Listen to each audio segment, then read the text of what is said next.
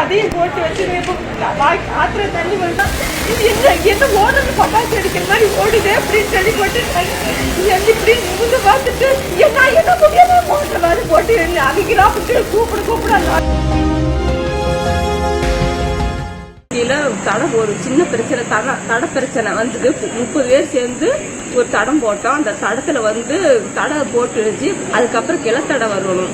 கிளத்தடை வரையில எங்களுக்கு லாஸ்ட் காணி. அதனால அவங்க டாக்டர் மகன் முத்துக்குமார் அவங்க காணிக்கு பக்கத்துல தாங்க எங்க காணி இருக்குது. அவங்க காணி தாண்டிட்டு எங்க காணிக்கு போகணும். அப்படி போயிட்டு இருக்கும்போது நாங்க எனக்கு தடை உடுப்பா அப்படின்னு கேட்டதுக்கு சரி போட்டுக்கலாம்னு சொல்லி போட்டு இப்ப 10 வருஷமா போட்டுக்கலாம்னு போட்டு இப்ப எங்களுக்கு விட மாட்டேங்கிற அப்படி. அதனால எங்களுக்கு தடை முக்கியமா எங்களுக்கு தடை வேணும். ஏன்னா சேனக்கிழங்கெல்லாம் தலைச்சாமியா தான் கொண்டு வர முடியும். அதனால ஆளுங்க கூலி உண்டுன்னு ஆகுது. எங்களுக்கு தடை வேணும்.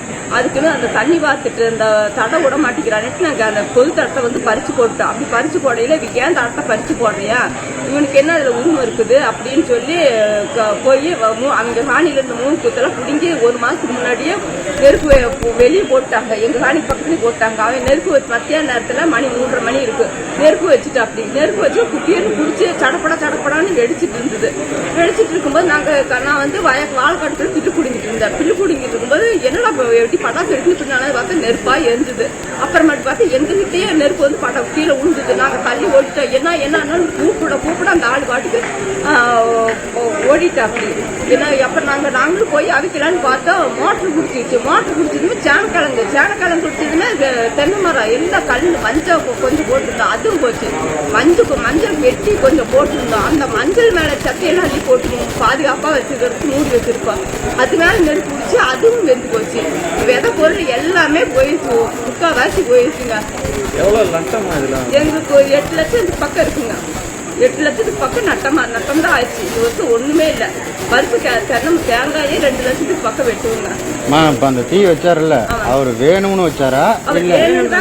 அதாவது இவங்க எஸ்பியா இருக்கா அப்படி அந்த பொது தடத்தை பறிச்சேன் எல்லாத்துக்கும் 30 பேர்த்துக்கு பாத்தீங்கன்னா 30 பேர்த்துக்கு பாத்தீங்கன்னா 30 பேர்த்துக்கு பார்த்து எல்லாம் கிளத்தடை விடணும்னாங்க. அப்படின்னு கேட்டதுக்கு கிளத்தடை நான் விட முடியாது, நீ வேற கோர்ட்டில் போய் பார்த்துக்கா அப்படின்னாரு. அது 30 பேருமே சொல்றாங்க மூர்த்தி தடை விடணும். 30 பேர் சேர்த்து தடத்தை நீ பறிச்சு கூட அப்பதான் அந்த பையன் வருது. ஓகே, இப்ப நெருப்பு வச்சாருல அவரோட இடத்துல தானே அவர் வச்சாரு. தண்ணி பாருங்க காட்டுக்காரருக்குலாம் தண்ணி பார்வைக்கார வேணும்னே வச்சுருக்காங்க. நான் இருக்கிறேன் எல்லாமே பாத்துக்கிறேன். அவர் ஏதாவது கட்சியில ஏதாவது இருக்காரா? அவரு காட்டுக்காரர் கட்சியில இருக்கிற அப்படின்னா நமக்கு தெரியாது. ஆனா வேலையில இருக்கிற அப்படி. யாருங்க அது? இல்லைங்க, முத்துக்குமார் மல்லன் மகன் முத்துக்குமார். அவங்க வைஃப் எஸ்பியா இருக்கா அப்படி மெட்ராஸ்ல. அவங்க பேருங்க? கீதாஞ்சலி.